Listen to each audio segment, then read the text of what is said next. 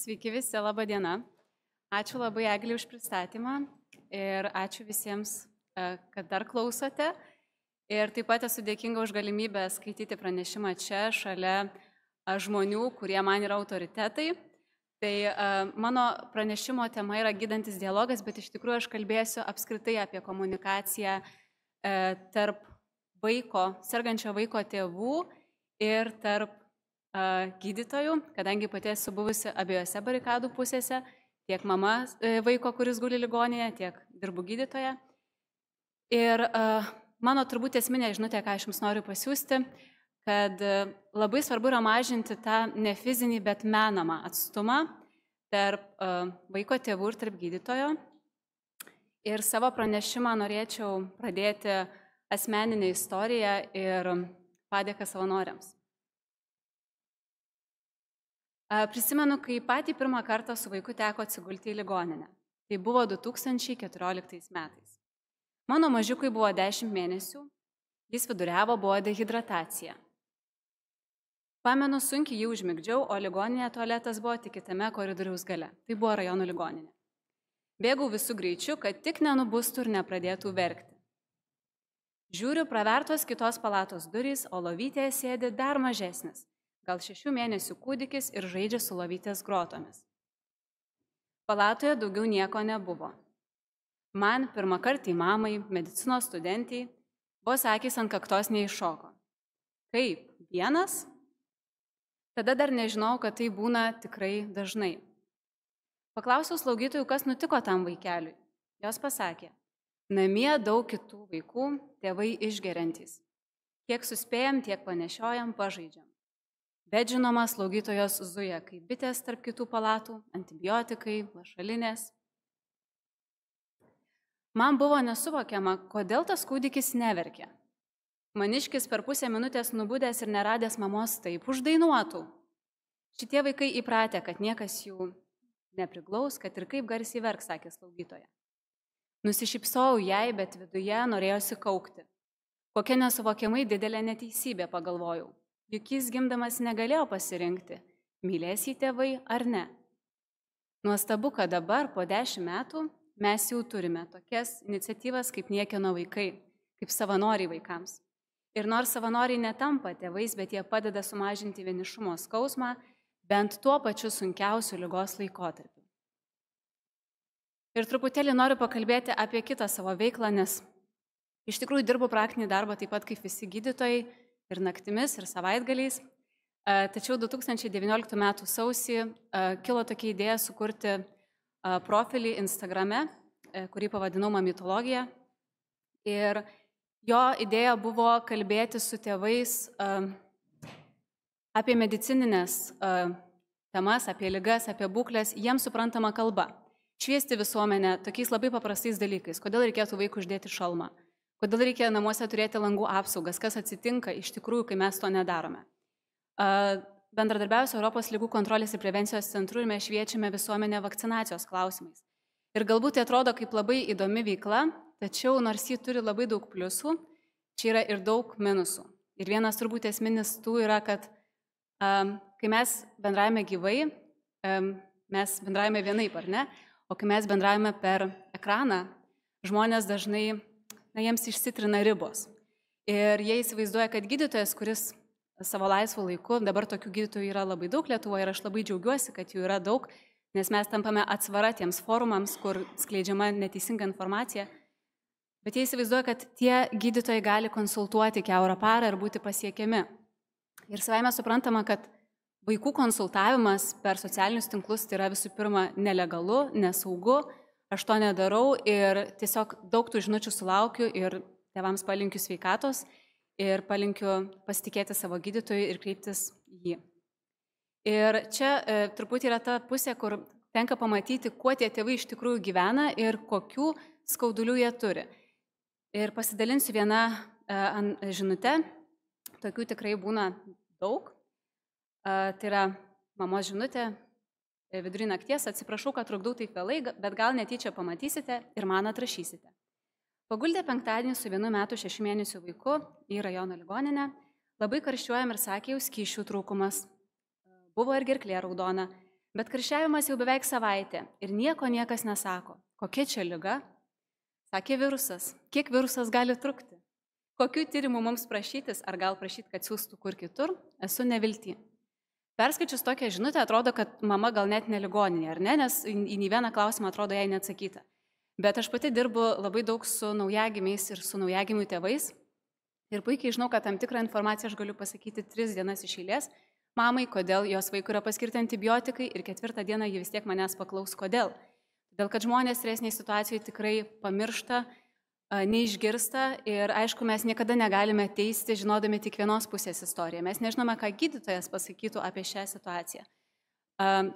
Į šią žinutę tiesiog atrašiau, kad linkiu jūsų vaikui greičiau pasveikti ir linkiu pasitikėti savo gydytoju ir nueiti į gydytojų kabinetą, paklausti visų klausimų, o nerašyti svetimam žmogui socialiniuose tinkluose, nes situacijos mes tikrai nežinome.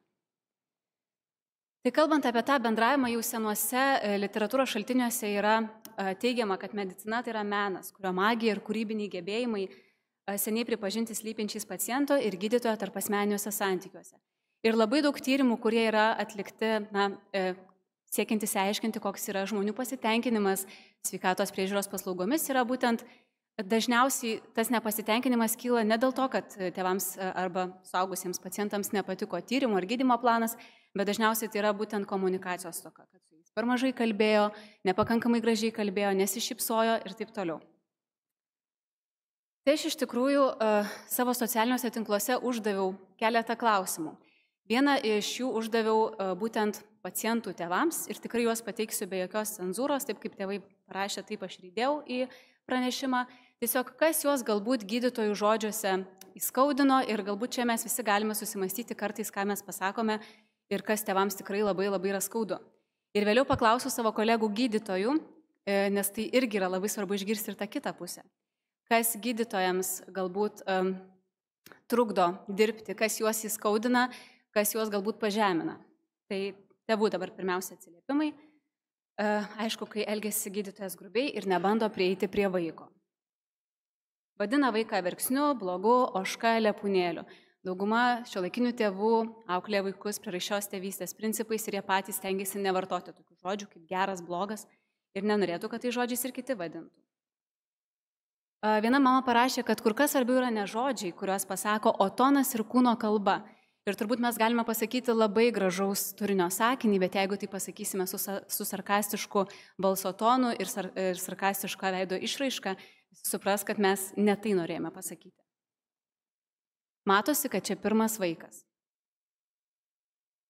Ko čia bliauni, dar nieko tau nedarau. Buvo ne vienas komentaras, kad tėvus labai skaudina, kai gydytojas atsitiktinės apžiūros metu pakomentuoja kažką dėl vaiko raidos. Tarkim, tai yra apsilankimas skubios pagalbos skyriuje ir tarsi pasako, kad vaikas kažkoks nenormalus, kažką netaip daro, bet nenukreipia niekur kitur ir tarsi tokia pasėja tėvų širdie kažkokią tai sėklą nerimo ir nesuteikia rekomendacijų, tai kur reikėtų tiems tėvams kreiptis toliau. Ir labai daug yra iš tikrųjų dėl žindymo tėvų nuoskaudų ir iš tikrųjų čia reikėtų tą prisiminti, kad žindymas yra labai jautri tema. Tiek kodėl moteris nežindo, tiek kodėl jį žindo. Ir tai yra šeimos pasirinkimas, tai yra žmogaus kūnas. Ir jeigu tai nesusiję su tuometinė liga ar būklė, gal nereikėtų to komentuoti iš vis. Mūsų laikais vaikai ant aslos ropinėjo ir neviduriavo. Kur jūs tą vaiką laikėt? Čia toks grinai atsakomybės perkelimas tėvams, kodėl jų vaikas susirgo. Ir toks tikrai labai labai skaudus, bet jį irgi įdėjau, ko čia šypsotės, vaikas vis tiek arba mirs, arba liks neįgalus. Tai tikrai skaudus komentarai, ar ne, kurie, atrodo, net sunku patikėti, kad taip galėtų pasakyti medicinos personalas. Na ir kalbant apie gydytojus, ką visgi jie išgyvena, tai turbūt daugelis iš jūsų esate buvę tokioje situacijoje, kai atvykstate į kažkokį tai renginį, pavyzdžiui, kaip aš šiandien atėjau pavėlavusi ir ieškojau pažįstamų veidų, arba atvykstate į kažkokį tai gimtadienį, kur pažįstate tik jubiliatą ir jis tuo metu užsiėmęs ir jaučiatės labai nejaukiai. Ir ieškote kažkokio kontakto, su kuo pradėti kalbėti ir atsargiai prieinat prie žmogaus ir galvojat apie ką čia su tuo žmogum, gal apie orą, gal apie politiką, bet čia labai rizikinga, apie ką čia pakalbėti. Ir aš manau, kad labai dažnai taip jaučiasi gydytojas, pavyzdžiui, eilinio budėjimo metu, vaikų ligų skyrius, 20 palatų, kiekvienoje palatoje guli skirtingo amžiaus vaikas su skirtinga raida, su skirtingais tėvais ir jeigu gydytojas nori atlikti ne tik savo techninį darbą, bet ir su tais tėvais užmegzti ryšį, kontaktą, jis į kiekvieną palatą įėjęs turi perprasti ir greitai suprasti, kokio bendravimo tie tėvai tikisi ir nori. Nes vieni tėvai yra labai konkretūs ir nori aiškaus plano A, B, C, kada namo, kada pakartosi tyrimus, kiti tėvai visą atsakomybę nori nusimesti ir aš nežinau, ko mano vaikas sirgęs anksčiau, aš nežinau, nuo ko jis yra skiepytas, neklausinėkit, paskaitykite sveikatoj. Tuo tarpu dar kiti tėvai labai nori su gydytojais diskutuoti, siūlo savo idėjas, kas jų vaikui galėtų būti. Ir tai yra tikrai labai sunki gydytojų darbo dalis, apie kurią iš tikrųjų daug kas net nesusimasto. Ir dabar kolegų komentarai, tai yra įvairių sričių gydytojai. Mane kaip gydytoja užgauna, kai tėvai mane vadina teta ir gąsdina vaikus, kad jei neklausys dursiu. Tai žinoma, kad jeigu mes norime užmegzti ryšį su vaiku ir vaikas yra iš anksto išgąsdintas, tai bus labai sunku. Ir dar aš pridėčiau nuo savęs, kad labai gydytojams ir slaugytojams yra nemalonu, kai sako, kad va tave labai nuskriaudė. Ypač kai sako, kad slaugytoja daug kartų bandė įvesti kateterį ir tave skriaudė. Na tikrai slaugytoja nenori vaiko nuskriausti, jinai nori vaikui padėti. Kita kolegė išsakė, kad ją trikdo, kai poliklinikoje pacientų tėvai prieina per arti ir žiūri, ką jinai rašo pro petį, prisislenka labai arti ir dar kai rėkia ant vaiko. Kai tėvai skubina vaikus ir trukdo prieiti, o gydytojas sako, kad labai stengiasi būti kantri. Ir žinoma, turbūt dauguma gydytojų pritars, kad mus labai suerzina. Kai tik atėjo į kabinetą tėvai, pasako, kad mes norim bendro kraujo CRB ir šlapimo ir jeigu jie bus tokie ir tokie, mes norim antibiotikų. Tai turbūt daugelis gydytojų tiek metų mokosi ir norėtų patys priimti sprendimą ir mes labai norime išgirsti tėvų nuomonę, bet toks pasakymas iškart labai nuvertina, mes pasijaučiam kaip turgaus prekeiviai su visa pagarba jiems, arba kaip kažkokie kurjeriai, kurie tiesiog užsako tyrimus ir tada jau tėvai nuspręs, ko jie nori. Kai prieštarauja mano gydymo taktikai, nes vaikui nemalonu arba reikalauja nepagrįstų tyrimų. Kai išsilieja dėl dalykų, kurie nuo gydytojo nepriklauso, pavyzdžiui, ligoninės maistas arba nepatogi lova. Tai iš tikrųjų pačiai yra tekę vieno budėjimo metu rajono ligoninėje būti iškviestai pačiam darbų įkarštį į palatą, kur mane apšaukė, tikrai labai smarkiai apšaukė tėtis, rodydama savo lėkštę ir paklausė, ar aš tokį maistą duočiau savo vyrui, nes ten buvo žirnelį be majonezo. Ir aš pasakiau žmogui, kad nedirbu valgykloje ir nedarau tos mišrainės, bet labai norėjau paprašyti tų žirnelių, nes buvo 4 valanda vakaro ir aš buvau dar nieko nevalgiusi dėl darbų kiekio. Ir tikrai, toks, atrodo, iškart tarp mūsų tas atstumas padidėja dėl tokio visiškai nereikšmingo dalyko. Taip pat, savaime suprantama, gydytojams nepatinka, kai jie kalba su tėvais, o tėvai naršo telefone tuo metu, nes nelabai suprantama, ar jie čia įrašinėja, ar jie ieško informacijos ir jie tikrina. Ypatingai skaudu, kai iškart pabrėžia, kad turi pažinčių. Ir turbūt daugelis gydytojų pritars, kad tai tikrai mus įskaudina, nes mes visus stengiamės gydyti vienodai. Ir aš pati daugiausia dirbu su naujagimiais. Ir mane labai dažnai pakviečia į gimdyklą arba į operacinę. Ir mano pacientas yra nuogas tik gimęs naujagimis, kuris nekvepuoja, kurį reikia gaivinti. Ir aš tikrai tuo metu dažniausiai nežinau nieko apie tą šeimą, aš žinau tik tai kažkokią anamnezę infekcinę, kur yra man svarbu. Pavyzdžiui, kuo moteris sirgo. Ir nežinau nei kur tėvai dirba, nei kiek jie uždirba. Ir patikėkit, man tai tikrai ir nerūpi tuo metu, nes mano darbas yra, kad tas naujagimis pradėtų kvepuoti. Taip pat gydytojai išsako, kad juos skaudina, kai iškart į kabinetą arba į palatą, kai įeina jie, tėvai nusiteikę būna labai priešiškai ir turbūt ateina iš kažkokių ankstesnių nemalonių patirčių. Na ir čia tos svarstyklės, kur vienoje pusėje yra vaikų tėvai, kitoje pusėje yra gydytojai ir kur mes vieni kitus turėtumėm stengtis labiau suprasti, kiek įmanoma. Ir aš dabar tiesiog išvardinsiu tuos kelis esminius aspektus, kas galėtų sutrikdyti tą mūsų norimą, sakykime, kontaktą. Tai nepamirškim, kad kai kalbam apie vaikų tėvus, kokia yra didelė šeimos gydytojų apkrova ir galbūt tikrai kartais atvykę tėvai į skubios pagalbos skyrių visai ne dėl skubios pagalbos ir klausinėdami labai daug nesusijusių klausimų, jie to klausia dėl to, kad jie nesuspėja tos informacijos gauti iš savo šeimos gydytojo, nes konsultacija yra labai labai trumpa. Vaiko raidos etapai, tai šiandien apie tai jau buvo daug kalbėta, kad mes negalime reikalauti iš tėvų ir turbūt dauguma pediatrų tikrai nereikalauja, kad vaikas nustotų verkti. Mūsų negazina, kai vaikas verkia. Bet mes negalime pykti, jeigu vaikas mūsų neprisileidžia ar kažkaip permesti atsakomybės tėvams, nes ne visi vaikai pagal savo raidos ypatumus gali tai daryti. Nepamirškim neišnešiotų arba labai sunkiai sirgusių naujagimių ir kūdikių, kurie gali iš tikrųjų verkti vos tik pamatę gydytoją, vien todėl, kad jie turi labai tokius prisiminimus liūdnus ir jie tikrai medicinos personalo bijo ir tie patys tėvai tikrai gali būti jautresni vien dėl to, ką jie išgyveno. Tuo tarpu kitoje pusėje, ką turėtų tėvai stengtis įsisąmoninti, reikalaudami, kad gydytojų darbo krūviai yra labai dideli. Ir šiandien irgi buvo kalbėta apie perdegimą, kas yra labai svarbi tema. Ir gal mes norime, kad gydytojas kalbėtų su mumis 30 minučių, bet jis tiesiog fiziškai nespėja, nes vaikų yra tiek daug. Vaikų ligų specifika. Jeigu jūs atvažiuojate į priimimo skyrių su karščiuojančiu vaiku ir mes po valandai praėjus nuo karščiavimo pradžios nedarome vaikui kraujo tyrimų, tai ne dėl to, kad mes tingime juos daryti, ar nenorime, ar iš jūsų kažko laukiame, tai yra dėl to, kad tiesiog mes žinom, kad tai bus dūris, vaikui skausmas, o tie tyrimai bus visiškai neinformatyvūs. Tai labai svarbu čia yra tas visuomenės švietimas.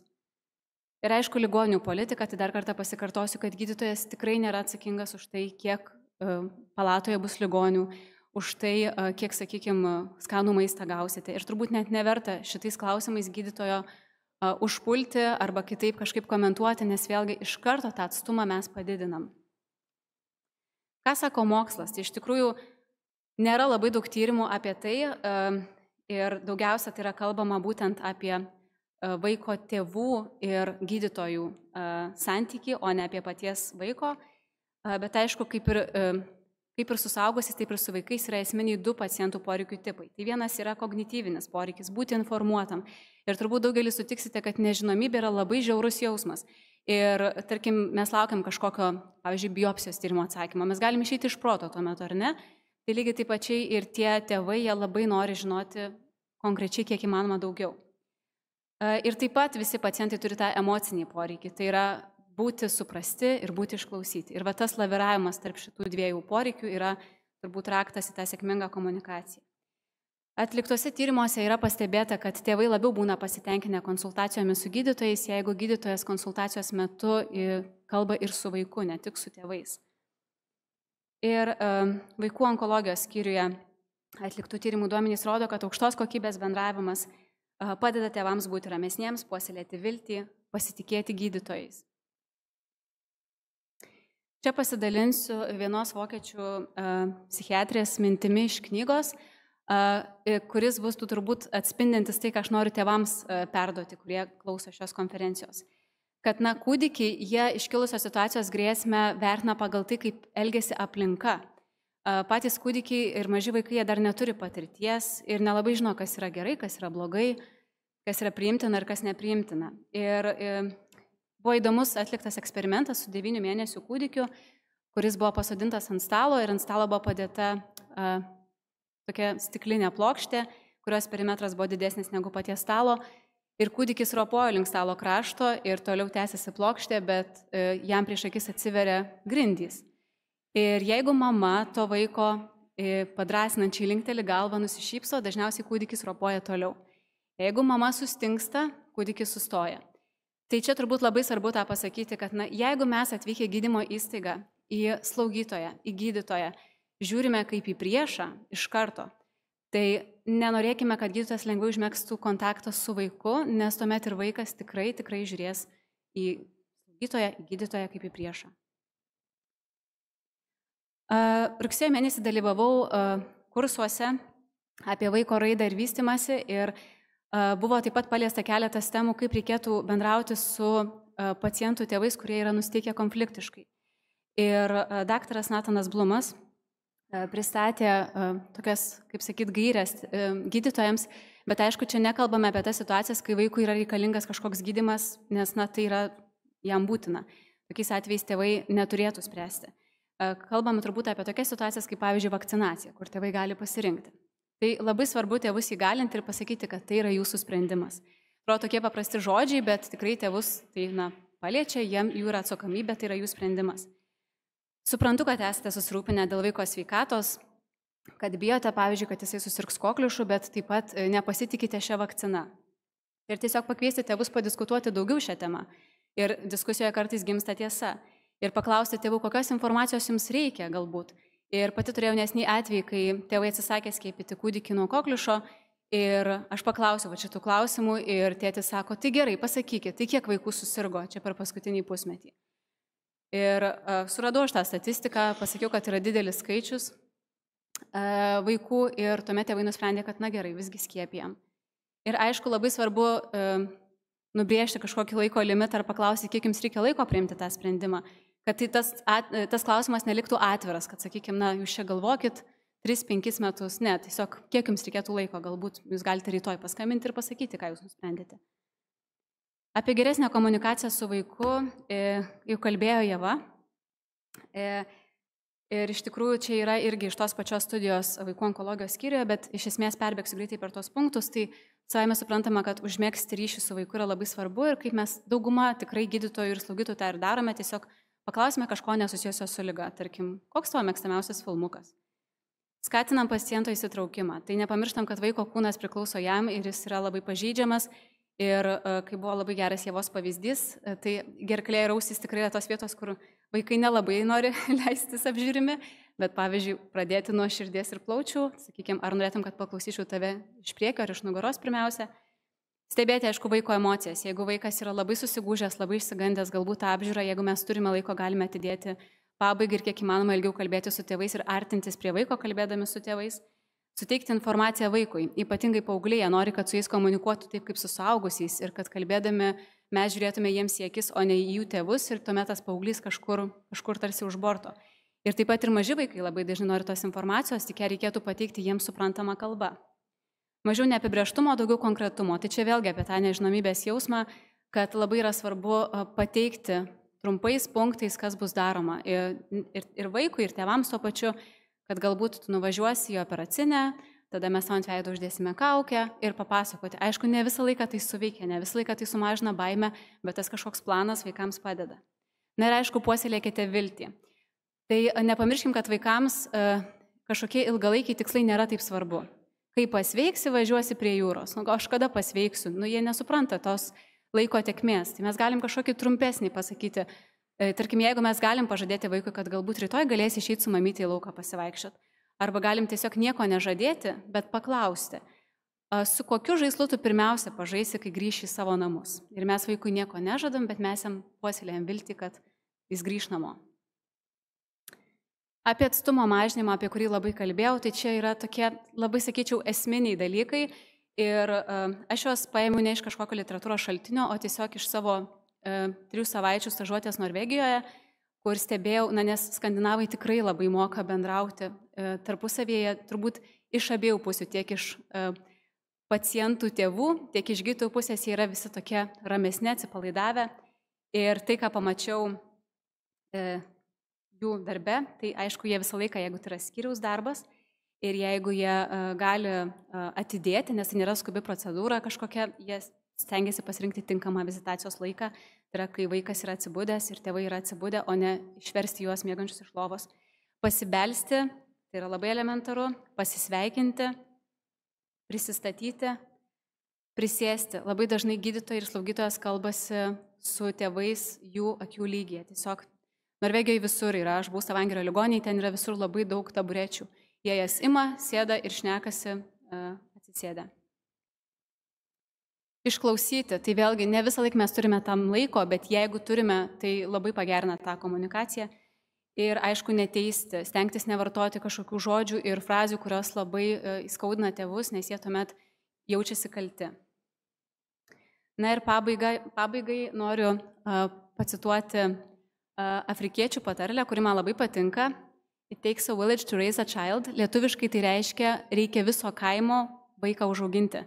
Jeigu mes norime užauginti vaiką, mes visi turime prie to prisidėti ir kartais vieni vaikai auga su 2 tėvais, kiti tik tai su 1 iš tėvų, o kiti vaikai iš vis neturi tėvų, ar ne? Tai mes visi tiek mokytojai, tiek socialiniai pedagogai, tiek, sakykime, gydytojai galime būti tuo kaimu ir padėti vaikui užaugti laimingesniam ir sėkmingesniam žmogui. Ačiū už dėmesį.